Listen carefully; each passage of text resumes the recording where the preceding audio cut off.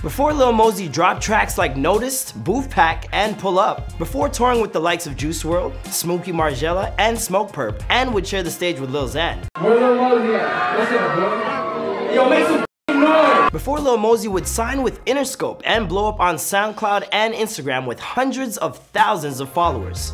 Damn, these rappers keep on getting younger and younger.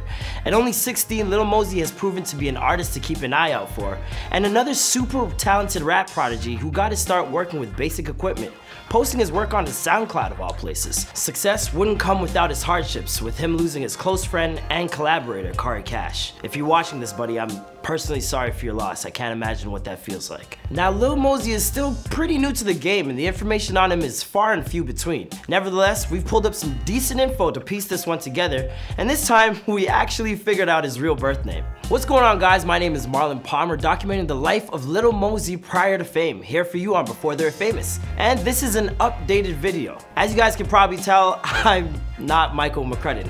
Not even close like that other guy. Me and Michael have known each other for some time here in Toronto, and he invited me to come on here to host a few of these videos. I hope you guys are happy with me. I'll continue to make you guys proud. Thanks for having me. You guys can find me on Instagram, @DudeMcFly. Of course, this channel has done bios on a lot of your favorite rappers, and we need you to tell us who to do next in the comments down below. All right, let's get into this video with Lil Mosey.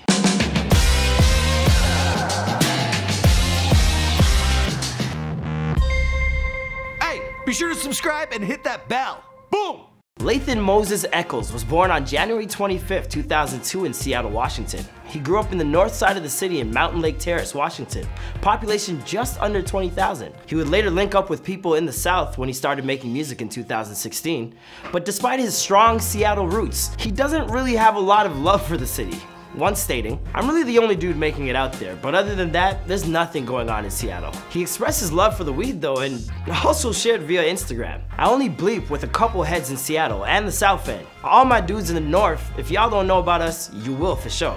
I'm guessing he's not a Macklemore fan. He would later clear the air stating this: "What I really meant to say was I'm the only new wave artist to really break out of Seattle. There's a lot of hidden talent. There's a lot of new wave artists that haven't been recognized by the world yet. I'm trying to put on for my city. I'm trying to do what Drake did for Toronto." Some big shoes to fill. Mosey was raised primarily by his mom and also has older brothers. Now, the details on Mosey's life prior to fame are still pretty sketchy. And with young rappers, there's always misinformation out there. For example, in an interview, professional gamer Sinatra mentioned being a big fan of Lil Mosey and claimed the rapper went to his rival high school, Shorecrest High School. On the other hand, Wikipedia currently claims he went to Mountain Lake Terrace High School. There's a picture of Mosey in Mountain Lake Terrace Hawks football jersey, but I think that's actually him in elementary school. There's also a Mountain Lake Terrace elementary school, and their mascot is also the Hawks. Why y'all gotta make my life so goddamn difficult? Then on his old Facebook, he cites Mountain Lake as his high school, so I'm gonna just go with that. Either way, the kid didn't spend too much time in school. As his SoundCloud numbers grew,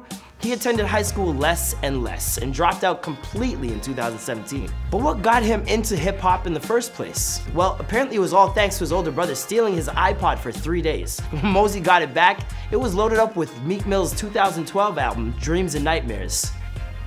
Personal favorite. Meek would be not just the first rapper he ever listened to, but also the inspiration for becoming a rapper himself. Despite his love for Meek Mill, you might have noticed that Lil Mosey doesn't exactly sound like him. He described his sound to Billboard like this: "My sound is more like the new era, melodic rapping. It's hard to explain. You can maybe compare it to some others like how it sounds, but not how good it is. It doesn't sound like anybody." In his interview with XXL, Lil Mosey did come up with someone he feels like he is similar to. Music-wise, they be comparing me to Drake. Drake-like or not, Mosey says that his mom was not a big fan of him pursuing music in the early days. She wanted to focus on practical things like school and pursue the rap career later on. But obviously, mom's advice was put on the back burner. Like many in his generation, he started recording his raps with a simple homemade setup. He actually put his first tracks together with GarageBand. Then after linking up with the producer Royce David, he was then able to get some free time in a professional studio. It was here that he recorded his most polished tracks, including Pull Up, which at the time of this recording has clocked in 13 million streams on SoundCloud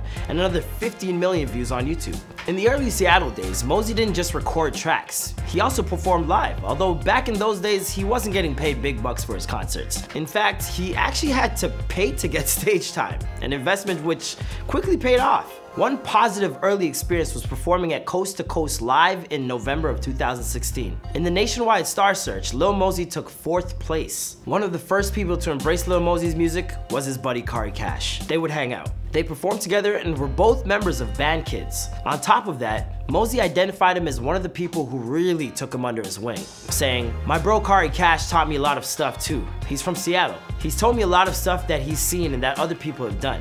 Things that I shouldn't." Apparently, Kari was giving pretty good guidance because Mosey saw success very quickly. He knew he was onto something when his SoundCloud was starting to hit big numbers. The song that really did it is the oldest still available on the channel, Off-White. Mosey said of the track, "That was my first one and it started at like 50K before Pull Up. People didn't know who I was, but they still knew my sound. I was just dropping on SoundCloud and made a video for Pull Up and now I'm here." Of course, Lil Mosey didn't just go straight from Off-White to Pull Up. He put in the work, building a catalog of tracks including So Bad, Skirt Off Freestyle, Too Paid, Been On, Lame Shit, and another 7 songs he would include on his 2017 mixtape, North's Best. But it was his track Pull Up that drew the world's attention to Lil Mosey. The music video dropped on Elevator on December 7, 2017. When asked how he got the song on the site, Mosey explained that it was basically a matter of just pushing for what he wanted. He told Complex, "I just kept sending it to the website, the Twitter, the owner's Twitter, and then the owner, Brian, he's seen it in the messages and was just saying he wanted to drop it." Lil Mosey moved to LA in March 2018, and that's when he says he started to make some money for the first time. Now that the kid had a few bucks in his pockets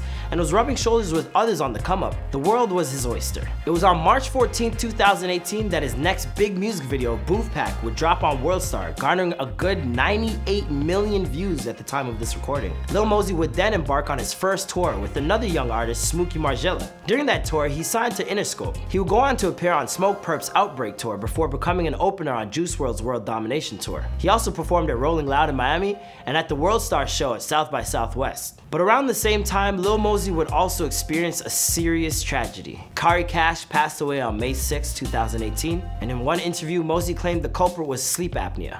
But other sources seem to suggest it might have been a drug overdose. Despite the loss of his close friend, Mosey would continue to push forward. His latest single, Notice, would rack up over 7 million views on SoundCloud in just 1 month, with the Cole Bennett directed music video hitting 98 million views over on the Lyrical Lemonade YouTube channel at the time of this recording. The kid is certainly gaining major traction, and he's only 17. God damn it, like that's almost half my age. As for the rest of the story, well, we'll have to wait and see because this is before they were famous. My name is Marlon Palmer. Thanks for watching. Check out one of these videos right here below. Hit subscribe and let me know who's next in the comments down below.